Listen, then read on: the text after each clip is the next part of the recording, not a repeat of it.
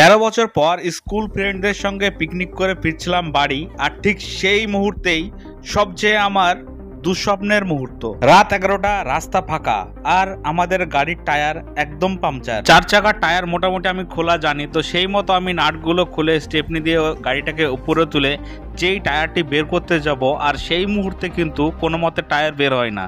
তো এখানে আমার একটা মামাতো ভাই ছিল, হীরা, তো তাকে ডাকলাম ফোন করে।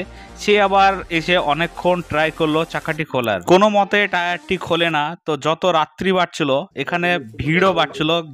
গ্রামে থাকার একটাই সুবিধা, তুমি যদি কোনো বিপদে পড়ো পাড়ার সবাই মিলে কিন্তু তোমার দিকে ছুটে আসে, যেটা তুমি শহরে জীবনে পাবে না। আমার মামাতো ভাই হীরা সে কিন্তু অনেকক্ষণ ধরে ট্রাই করলো, এমনকি গাড়ির নিচে গিয়েও একটা রড দিয়ে অনেকক্ষণ ধরে উল্টো দিক থেকে বাড়ি মারছিল, কিন্তু চাকাটি 1 ইঞ্চিও বেরোচ্ছিল না। রাত্রি তখন 11টা বাজে, আর এখানে কোনো মিস্ত্রিকেও পাচ্ছিলাম না।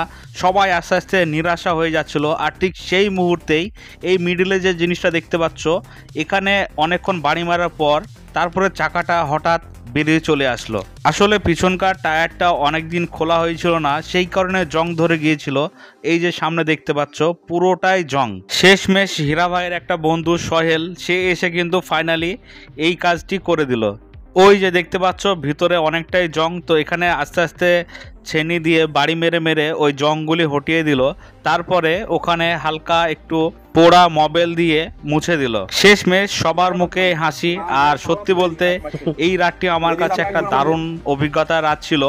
একটা গাড়ির টায়ার মোটামুটি মাসখানেক অন্তর অন্তর খুলে কিন্তু মোছা দরকার। এই রাতটি আমার কাছে একটা স্মরণীয় রাত হয়ে থাকবে।